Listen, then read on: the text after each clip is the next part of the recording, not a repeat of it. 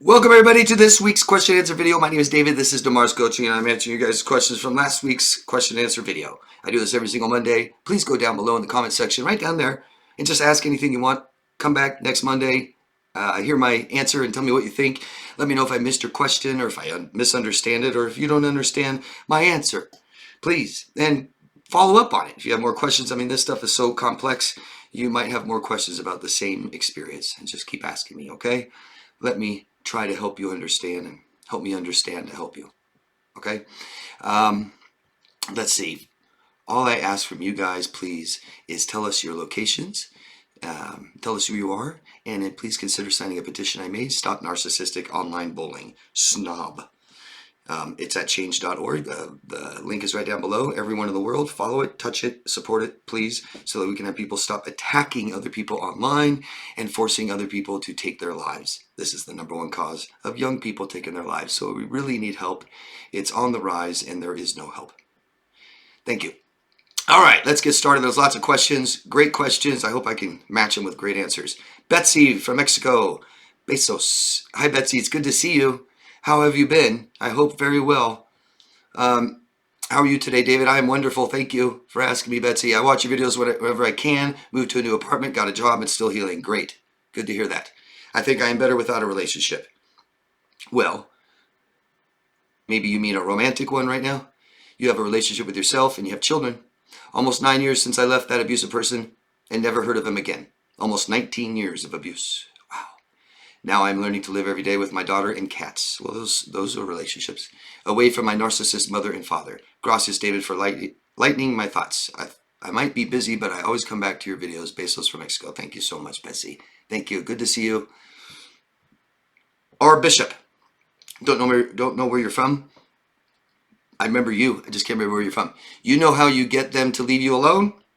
Call out all of their bullshit constantly. Never stop. That's a good tactic. I don't know your name. Lou, maybe Lula? Oh, Lou, last name. 5437. Don't know where you're from. Tell us your locations, guys. That's so weird. Tommy's first question about his girlfriend walking ahead of him all the time. Mine used to do that too. I always found it odd. I noticed it, and when I did it to her, she would have a problem with it, as if I was leaving. Interesting, huh? That might be why they're doing it, trying to get you to feel that way. I believe that's a control thing. That's what I was saying last time. They don't like to be treated the way they treat others. No, they do not. This is the first time I've heard someone mention this, and I have to say it's quite validating. Thank you for asking this, Tommy. I thought I was alone on this one. I have been with her in years. I haven't been with her in years, but when I mentioned this behavior to friends, they didn't understand. So crazy. And see, your guys' comments, your guys' things that you share down below, your experiences and your questions really help other people. So thanks, Tommy. Yes, I hear this so much, borderlines. When you're out in public, they'll run away from you, just take off, be gone, walk ahead of you, these kinds of things. And they fear abandonment, don't they? And I think this is a way that they have control over you. And I mean, it's so narcissistic. It's so I'm better than you, isn't it? I mean, what kind of people just follow people around, right? Servants, things like this, yeah. I'm glad that you got the light bulb off of it. Andrew, I don't know where you're from. David, you are a really smart guy. Lots of valuable insight here. Thank you. Thanks for telling me. Abby. I cut your name off, but I remember. Abby. From the Netherlands. I'm 24 years old and was married to a BPD man. We have 2 children together. The youngest is almost 1 and the oldest is 2.5 years old. So much happened. He abused me in all different forms of abuse and told me that I was dramatic and that it's not abuse. Last year he pulled a knife again and threatened to kill himself in front of the children. This was the last drop and I went against my fear, asked advice from an older man. He told me to go to the police. We got escorted. He said he was sorry and then my son got very sick. He was in the IC, intensive care. He attacked me in the hospital. Child services were involved. Long story short, I'm in a women's shelter right now because he won't leave the house. He turned 25. I tried reporting him twice, but the police say I have too little evidence. You have too little evidence, even though he admits to all the abuse. He wants to have the children every other week. How can I protect my children the best? Do you have experience with changed BPDs? He is still in contact with his mother, who is still abusing his daughters and sending my children to them. Cops say I don't have evidence, and agrees with his family seeing the children. I'm so sick of it. How do I cope with the unrighteousness? He choked me while his son was in my hands. Aw. I'm so sorry. Oh man, this is tough. It's hard to tell you what I want to say without like frustrating or hurting your feelings. Look, we have to just try to accept the reality of what's happening right now. And that's that they don't have enough evidence. They don't. And we have to say this was such a toxic relationship, that we have to learn from it so it doesn't happen again. But this isn't supposed to happen like this. And, I'm trying to be careful and empathetic here. You got wronged big time. Try to understand that they don't have enough evidence to do something about it. If there was evidence, they could do something about it. Maybe if when he beat you and we called the police at that moment and there was bruises and scars and stuff like this, but we didn't. And we just have to accept the reality right now, because there is nothing else we can do. We can only do what we have control over. So what do we have control over? You. You have control of you, and your children need you, Mom. So try to accept everything that's happening right now so that you can focus on you, get out of that shelter, get into a good place. It might help you to know the laws, rental laws, stuff like this. I don't know what's going on with the situation at home. You said you had to live in a shelter while he gets to stay in the house. If you're renting, there's things you can do, like put in your notice to leave, to vacate, break the lease. If it's a home that you guys are paying on, there might be things that you can do. It might help you to talk to a lawyer, to know your rights. If they decide to allow him to see your children, there's nothing you can do.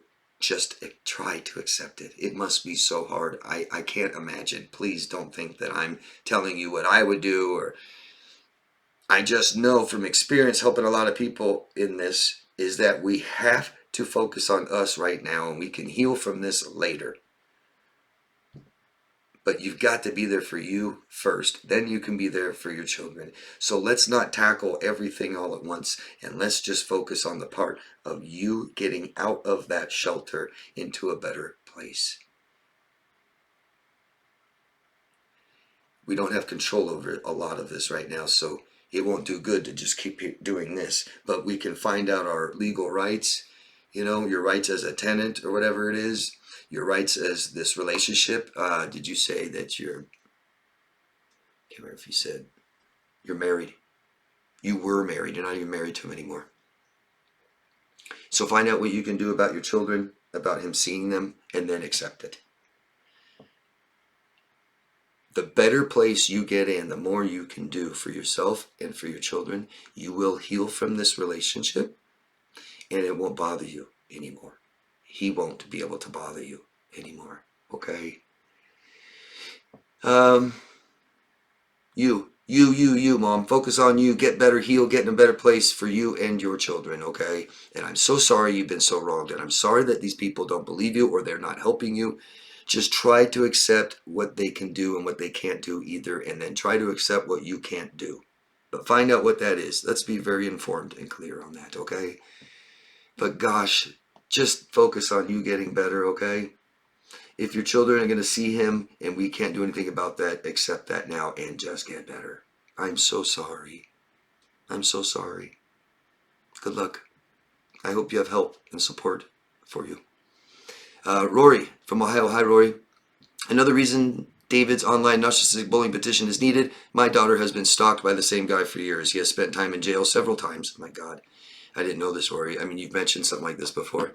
He's not supposed to have access to a computer, Facebook, or phone, but he does. Whether it's his own or someone else's. Close to midnight the other day on my birthday, I was on YouTube when a notification popped up from him. When I looked at notifications, there was none from him. I notified my daughter, then one did show up today on Facebook notifications that had been edited. I'm thinking he forget to push send after editing it. The police haven't done much of anything. Please sign this petition. He doesn't send to me and my daughter, but my grandkids and nieces too.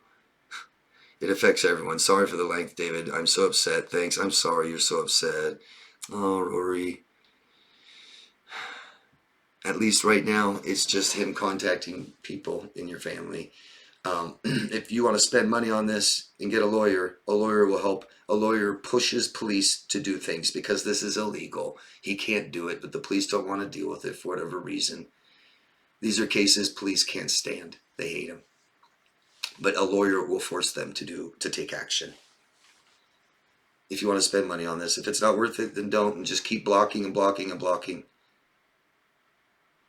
I'm so sorry. Please consider signing the petition, guys. I know most of you won't. I know most of you don't. And all of you won't tell me why. But children are literally taking their lives. It's the biggest reason. Can you imagine an 8-year-old taking their life because they're being bullied online? Can you imagine what that 8-year-old feels like? I just can't believe children that young take their lives. I've never heard of such a thing. And I can't get you guys to just support the petition and stuff. It's really weird. I've only heard that you guys are worried about your freedom of speech. This has nothing to do with speech. It's harassment. The constant online harassment from people everywhere. That's not freedom of speech. I don't care what people say and post about someone online. That's fine. I'm sorry, Rory. That's really sad. Healing Family from California. Hello. I shared with you last week one of my little ones are struggling with separation anxiety. I didn't state their ages. They just turned 5 and 7. We were discarded when they were just 3 and 5. The farthest I've told them is that their father is sick, not healthy, would do weird, not normal, healthy people stuff. You said no more sugarcoating. What else can I tell my 7-year-old to help with separation anxiety? Please give me all your thoughts and advice on all I can tell them. Thank you, David. Well, I know that they're in child therapy right now, and that's really important. It's important that you have open communication with their therapist, and that we're addressing this issue, and you need to know how that this therapist is addressing this issue with them, because I want them to openly be able to talk about this with her or him, whatever the therapist is. Maybe can't as well with you, so we have somebody else that they can freely talk about this, and that that therapist can work with the children on this.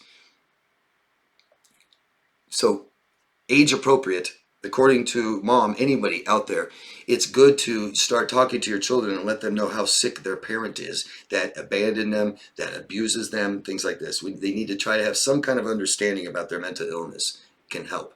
And we do this with love and respect. And it's age appropriate. I'm not telling anybody to do anything, and I'm not telling you how to raise your children. When you feel it's right, keep telling them and keep helping them understand, and maybe a therapist will help them understand better. It's kind of hard when we've gone through it and we've been traumatized and abused by a person, and we try to help them understand this person. Our own experiences might get in the way. We constantly reassure and comfort our children that we love them and will always be back. And at some point, the part that I was really stressing is that at some point we need to leave them alone little bits at a time and build it up until they have confidence, until they can keep reassuring themselves, until they can reassure themselves that you are coming back, that you will always be there for them. And we always tell them that, and then we tell them, we need you to tell yourself this when mommy's not here. Because I'm guessing the separation anxiety is you not being there, right? And so we tell them when we're with them all the time, and then when we're leaving, we tell them how long we'll be gone for. I'll be right back. Mommy's gone for 15 minutes. Be sure to keep telling yourself that mommy's coming back. And we let these times go longer and longer and longer. It reminds me of when I had a dog and I travel. And I had little Danny, little Chihuahua. And we get to a new hotel room or motel room, and it's a new place. And she's going to be way more scared when we first check into a room and I try to leave her there and go out. I mean, I can't. So probably the first night I can't, and the second day I'll do little things like I'll just go outside to my car or go outside something for a minute and come back and make that longer and longer and longer and longer, and literally just keep leaving and coming back and leaving and coming back and leaving and coming back. That helps. But we need your child to start reassuring themselves and saying, mommy's coming back. Okay? And this requires enough time for mommy to be gone to do that. A little neglect can be good with children. It helps them be more independent. And at some point, we need to start doing things for ourselves. I can remember being 4 and 5 and 6 and 7 and 8, and I can remember saying, you know what? Mom's not here. I'm not waiting. doing it myself. And that's what we're going for, okay? But I think the biggest thing is that they're in therapy and try not to expect too many results too fast. Okay, Mom, you're doing good. Rory from Ohio. Hello, Rory. I recently heard something that made me stop and really think. Staying in an abusive relationship is a form of self-harm. I realized how much of myself I had given up over many years. Then I thought about my children and how it had affected them, and still does even in an advanced adulthood. Would you talk about this? As always, I'm looking forward to Q&A Monday. Thanks, David. Yeah, I mean, we can frame things how we want to that best serve us, that best help us, especially heal. That's a harsh statement, really, is a form of self-harm. We can't take blame for what people have done to us. It's their fault. We need to take responsibility for something that we can own. A form of self-harm. I just know that staying in toxic relationships, whether being neglected or abused or exploited, lowers our self-esteem, and it lowers our self-worth, and it lowers our self-respect. And if that's something that we can stop, eventually we can stop this and get away from it, and we don't, yeah, I guess we're harming ourselves in that way. It's a real sticky area where we start blaming ourselves and taking responsibility for what others have done to us. Yeah. What do you guys think? What do all you think about that? Staying in an abusive relationship is a form of self-harm. Do you guys agree with that or not agree with it? Interesting. Rory agrees with it. I'm not sure how I feel about that. I'm really not sure. We need to understand we have some control. We just got to be careful not taking any of the blame. I'm not sure how I feel about it. But thanks, Rory. Mike, don't know where you're from. Mike was doing really well and had thought I removed all traces of her from my phone, and she remains blocked, but forgot the recent call section of WhatsApp where we communicated. I was there looking for something else, and there they were. History of dozens and dozens of calls, videos that set me back weeks and began reminiscing, and it made me so sad and almost broke no contact, but didn't. I'm so sorry. Harsh. I hope you feel better today. My question is, why a few months later was this such a trigger? It was strong, and today back to missing her. When will this stop? I'm sorry, Mike, and we can all heal from this, okay? So it's a good question, valid question. Emotions are our body doing things, okay? And we react to things, don't we? And our body just reacts, and we have thousands of different emotions, thousands of different things that our body can do to reacting to things that we experience. And there's a process to this. There's things like, what is my body doing? Where is it doing it? Why is it doing this? What can I do about it? Express it. And just think of it as emotions open, and we must close them. And if an emotion opens, it can stay open forever until we do close it. We close it by expressing it. And we can tell someone, we can write. These are great forms of expression, the two best. There's other forms of expression in our emotions. But we need to do this, or they stay open forever. And you've noticed people, and I just use this, I think it's a good example, somebody who stays really angry about something, like a man who doesn't know how to express anger in a healthy way, so he just doesn't do it. He holds it in and holds it in and holds it in and holds it in. And he's really angry 30 years later, and he forgot the source of that anger, doesn't know why. You ask him why he's angry. He's, I'm not angry. What are you talking about? Just forgot. It literally just kept that inside and ignored it and pushed it away until he literally detached himself from it. And it just means the source of why. When did this happen? Why do I feel angry? And it can come up. It's going to flare up. It's going to raise its head. It's not gone. And our body's like an onion. It has different layers of emotions. And you can have this anger inside for 10 years and still be happy today about something, and excited about what's going to happen tomorrow, and upset and sad about what happened yesterday. So they stay in there, and obviously you still have emotions open, and this showed you. It made them surface, okay? And so there's healing that needs to be done, Mike, and I'd ask you, what have you done to heal besides just block her from the phone? That's not healing, okay? That's stabilizing, that's trying to be safe, but that's not healing, is it? And so there's healing needed, which you can do. And if you're not sure what to do, it's great you're asking me here, and I'm just going to tell you, hire someone. Because we all should. We all need that kind of help. We're all worthy of it. This is so hard. This is so complex. There's so much to this, Mike. And if you don't know all there is to do from this, then you probably won't do it. And if we don't do it, we won't prosper. We might repeat this. Okay? So consider hiring someone. You can heal from this. It sounds like you're just not healed yet. We have more emotions we need to express. Talking and writing, Mike. Okay? Thanks. Ken from Southwest United States. Hello, Ken. I'm still struggling a lot. I'm sorry. Trauma bonds are so strong. My home still feels gloomy. Her memories are everywhere. I can only change so much around the house. You know my suggestions. She's constantly around at work still. I can't actually move on fully since she's never truly left. Now she's emailing our admin email, which I'm included in. Of course, she's creating fake emergencies and things that really require contacting one person, but of course she chooses the emails she knows I'll see. I'm not calling it a Hoover, but she's doing things to make sure she's still on my mind. Yeah, because she can't heal from that relationship. I feel weak. How do I continue to heal when this person is constant presence in my life? What are you doing to heal, Ken? I bet you're not doing what we all have to do to heal from this and talk to someone, hire someone, a professional, knows what they're doing, gives you feedback, helps you understand, and gives you suggestions on how to get better. Have you done that? I just find it, and maybe you have, I'm just assuming. I would think that if you have, you wouldn't be asking me this, though. So, again, just like the last question, there's more to healing than just changing things in your house. That's all I've seen you say. How about a mental health professional? How about a psychologist and a certified coach? Both. And you talk to both of them once a week, and you do everything they tell you to do until they say, hey, I got nothing left, and you seem better. How about that? Then come back and tell me, I've tried everything, what should I do? Moving things around the house helps. I know that's an easy solution, and you may be looking for something else because you don't want to do that, or can't afford it or something.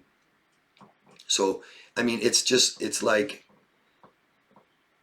if stitches are the only thing to stop bleeding, and then you're like, no, I don't want to do that. You got something else?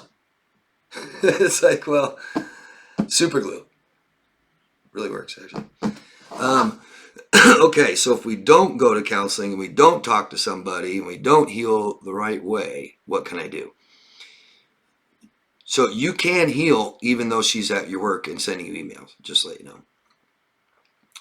But what you're doing may not be enough.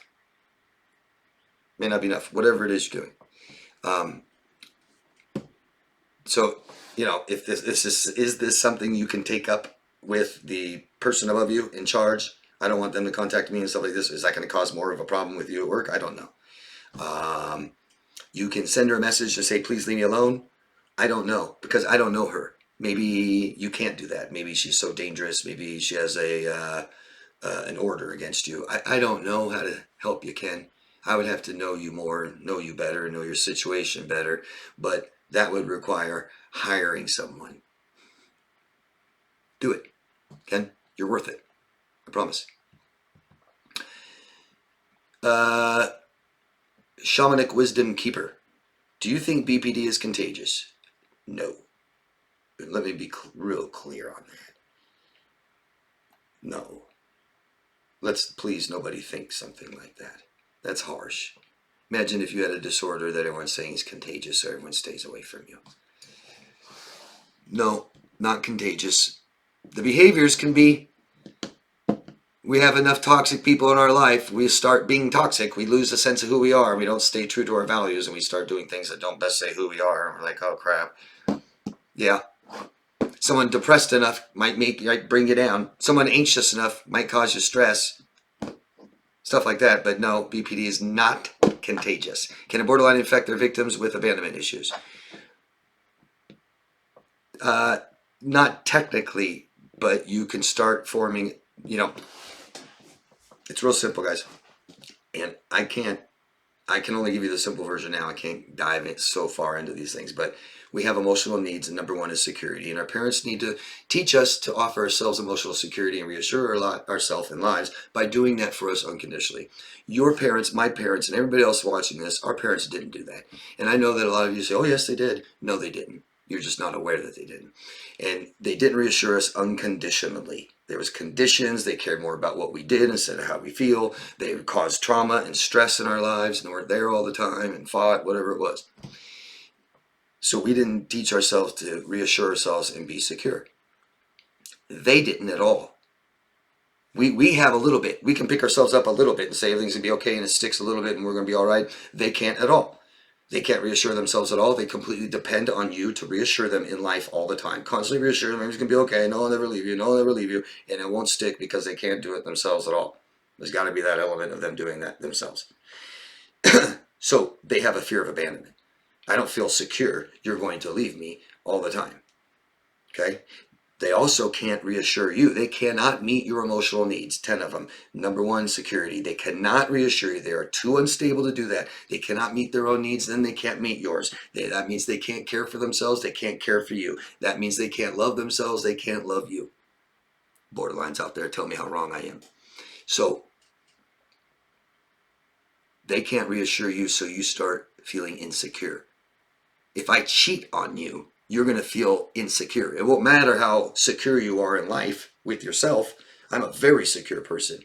I don't care what people say to me or who I am or talk crap or lie about me. I don't give a shit.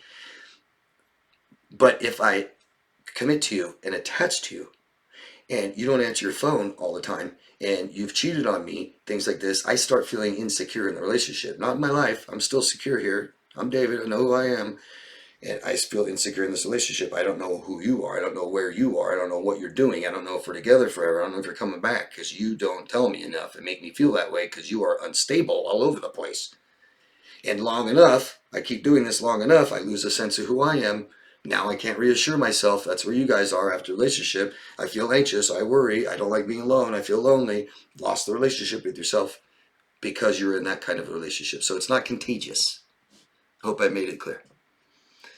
I've dealt with some pretty horrific energies in my time, but the blackness within the soul of the borderline is the worst I've ever seen. Victoria from the Bay Area. Hi, Victoria. My question. My niece invited me to walk through San Quentin prison where she works. My question, David, is this something you would do? And if yes, why? Of course I would. It'd be very interesting. Do I need to elaborate? It'd be interesting to see a prison. I never have. And boy, San Quentin's a pretty famous one of the most famous prisons around the world. Lots of bad guys. But I'd love to see how they live. Yeah. I think you're asking, Victoria, because you have some reservations. Are you scared? I think you're safe. Your daughter goes there every day. Comes home safe, yeah? Or niece. Sorry, niece. She's okay. I'm not going to tell you to do something, especially if it's something that scares you. But why don't you consider it? Sounds pretty neat. Thanks, Victoria. BBSSBBSM2G. More unfounded nonsense from someone extremely uneducated and biased. Please do not take these videos seriously just because of their length and thumbnail. This is quite obviously just someone with NPD rambling about something they barely understand. 10 minutes of research would reveal that to anybody. So, you came across my channel and you're trying to bait me. You've commented on tons of my videos within 24 hours, all saying the same thing, all personal attacks. And you're trying to bait me, and it doesn't work. It's clear you have borderline, and probably narcissistic as well. I don't know. I'm just assuming that you don't like what I'm saying. I'm not wrong. You're angry. You're pissed at what I say. And you keep watching more videos, and you keep getting more pissed off, and you keep leaving nastier and nastier personal attacks. You're pissed not because I'm wrong. You're pissed because I'm right. And you can't give me one example because there isn't one. I'm not wrong, not one little tiny bit. And you know that. And your reaction is not from me. Your reaction is you. Your reaction is how you feel about yourself because I'm talking about the toxic behaviors that you have. I'm sure you abuse people and exploit people. You're doing it here. You've done it on other videos of mine. I'm not the toxic one. You are. And I'm not wrong. I'm right. You're wrong. You can't tell me where I'm wrong. You just hate yourself. And when somebody talks about you, you react badly. Because you hate yourself. You carry toxic shame. And you feel like what you have, your disorder, is unmanageable, uncontrollable, and you can't get help. You feel hopeless and helpless, and you're turning to other people and baiting them to make yourself feel better. And it doesn't work. It will work with some people, I'm sure, but it won't help you feel better in the end, and it won't make you better in the end. Everybody can become a better version of themselves. Don't be so scared of that. And get some help, okay? That's it, guys. That's all my questions that I have. Let me just make sure. Yep. That's it, guys. Thank you. Please consider thumbs up, subscribing to the channel. If you want coaching, you can find me at daviddemars.com. But all of you have to do one thing. Love yourself first. Have a beautiful week. Bye-bye.